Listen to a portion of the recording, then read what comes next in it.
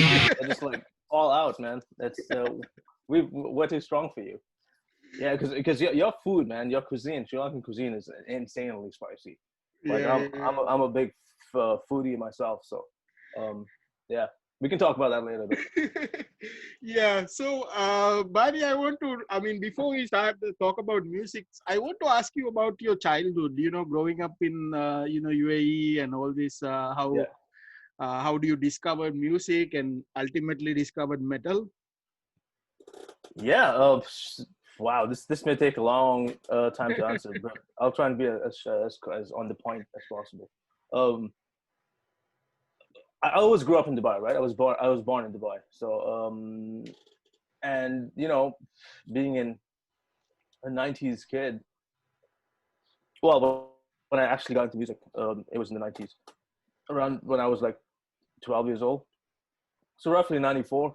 Um, yeah, I mean, I was always surrounded by music and musicians as well. Like from my mom's side of the family, her brothers used to play the guitar, and we always used to have parties and stuff. And my Mm. parents would always like have the radio on, and then whenever there were parties, there would be a dancing session, and it was full of life. Our parties, our family parties that we would hold, Right. and well, obviously it wasn't metal. It was a more commercially viable music, country western or whatever dance hits or whatever they were. But my parents loved to dance. We're originally from Goa, so if you know anything about Goans, they love their drink as much as their music. You know, Yes. so just very fiesta, so happy family people, loving people, man. So music was always around me. Whether I liked it or not, it was always in the background. So I used to watch a lot of MTV. I think that's the primary source for me as a teenager growing up. It just used to be on. If there's any channel I would opt to, it wouldn't be a sports channel or anything. It would be more like MTV and just in the background again, as per usual. So I think I was always musically inclined, Mm. but it was one summer my mom sort of asked me when we were going through summer vacations, and I was in Dubai and we weren't really traveling that year. She was like, maybe you should pick up an instrument. And I was like, yeah, why not? At that time, MTV used to have this show called MTV Unplugged, Mm. and a lot of the bands who were breaking at that point, they used to do the unplugged sessions and basically strip down songs of what the album was, Yes. and it was a very intimate setting and stuff. So I used to see that come on quite often. Pearl Jam and Nirvana, especially the Unplugged in New York album, which came out even eventually. Yes. I just remember seeing that, and I was not really a musician at that point, but I remember when she suggested that to me. That was on air a lot on MTV. They would repeat that quite often, and I was like, I remember the Man Who Sold the World, that particular song, and the entire set, and I was like, you know what? If I'm gonna play an instrument, I'm gonna play the guitar because that was like in the back of my head. I remember seeing that so often, so that's how I got into music. I mean, that's how I picked it up, and I started learning for the first 3 months on an acoustic guitar and finding my way. And then while I was learning and starting to appreciate music in general, Nirvana, The Unplugged in New York, and whatever other bands that were on MTV, I remember very distinctively staying up really late, later than my um, curfew or whatever you want to call it, my Right. my time to go to sleep was. And I was like 12 years old at this point, so I'm already starting to be a little bit of a rebel in a Right. way, finding my way. And we had a TV I had my TV in my own room, which I shared with my brothers at that time. I have two brothers, so and I used to stay up and watch whatever's on again, as was per usual, trying to get up to mischief. And I fell on the show that came on at some really weird hour, like 3 a.m., 4 a.m. Obviously, because throw all the metal at some hour where everyone sleeps and nobody cares, right? That's what Right. they were doing. And in Dubai, I mean, you would never see a show called Headbangers Ball. I mean, it was there, but it would air at like some ungodly hour, man. Like 3, 4. Who stays up at that time? In Yeah. in the '90s too. Like so, it was like coincidence. I was just up, awake, glued onto the TV, and then MTV Headbangers Ball comes in. And I was like, well, this looks a bit intimidating. And the first thing I see is this host, and he plays back to back, like Sepultura Arise, which was live from the Barcelona Under Siege DVD. Yes. And right after that was Slayer Seasons in the Abyss, like the music video. And I was like, can I curse in here? I mean, I may curse automatically because I was like, when I try to reflect, I literally look at that and I was like, what the fuck is this shit? I Yeah. couldn't believe it. And it was like these guys with like, you know, crazy intense audiences in front of them and like long hair and the fast paced music. I was like, and this is not something I've never heard before. At that point, it was like MC Hammer, New Kids on the Block. Like this was the hot stuff back in the 90s, the early 90s and mid 90s even. So it was like into music, but I didn't see any of this, like this extreme side of things. And I was just like blown away because at this time I was like learning like E minor, G chord on the guitar, you know, really basic stuff. Right. And I was like, man, where my entire life has been a lie. Like, what the hell is going on here? I couldn't believe it. It was like, it was almost like a calling for me, man. That I had stayed up that night, and I don't stay up that night. I mean, that late at that point, at that age in my life. So it was like a calling. I saw that, and I was like, immediately, I knew. I was like, you know what? I just started playing the guitar like a month ago or two, and I'm up at this hour I didn't even expect to be up at, and then this stuff comes on, and I'm like, I have so much more to discover in my life.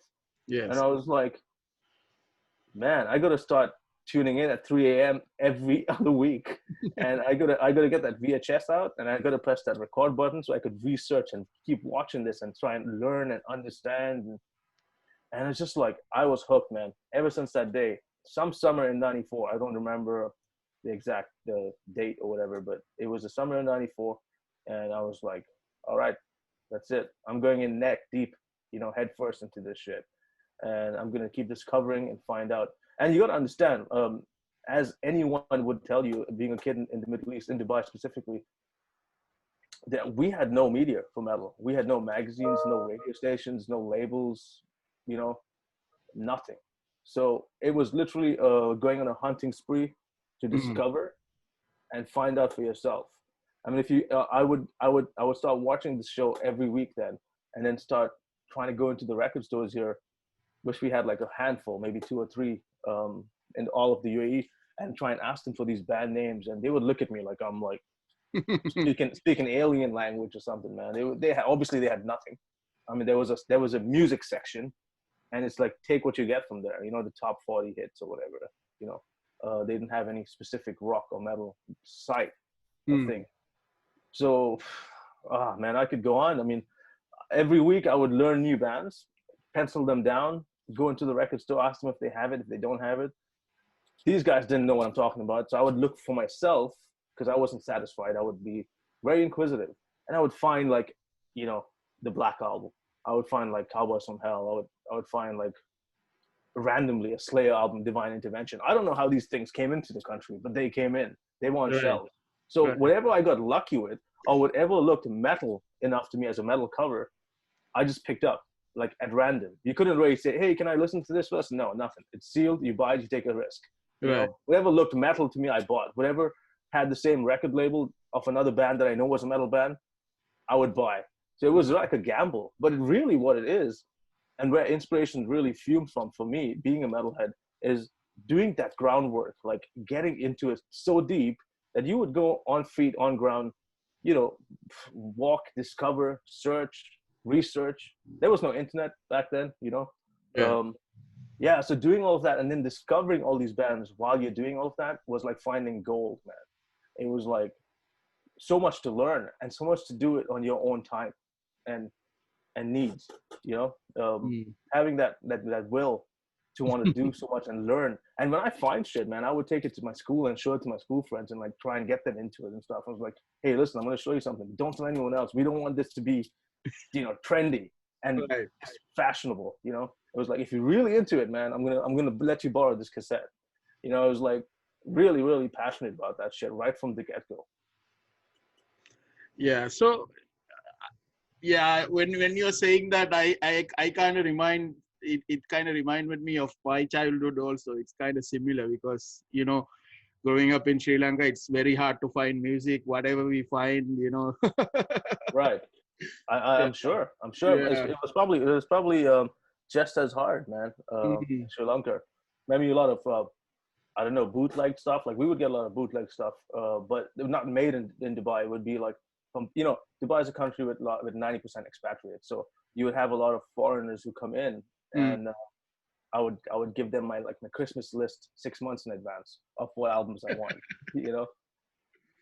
So yeah, but then, and obviously you would record, you know, duplicate that and pass it on, and then share it with other like-minded people who moved to Dubai because their families moved here from other countries, Europe, you know, America, UK, and they would have a lot more access, you know, with the music stores there, and they would have a little bit more knowledge because they probably, or their parents probably listened to like Deep Purple or Led Zeppelin and stuff. Right. So they would have, you know, some initial core um, of a source to albums and knowledge that we would trade. That I would, like, you know, tie myself with in certain circle groups of friends who were into music.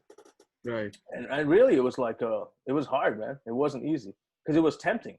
You could I was very, very informed, man. I would keep myself up to date. Like I said, ever since that one episode, I tuned in every other week after that, and like saw interviews with bands, the latest videos that they were releasing. Videos were a big thing back then. Yes. And yeah, I would record it myself on the VHS cassette, like I said, and keep watching it throughout the week and like learning the songs, and like really really awesome times, man. I still have a lot of those VHS cassettes I used to record all these videos, and I just keep it for like novelty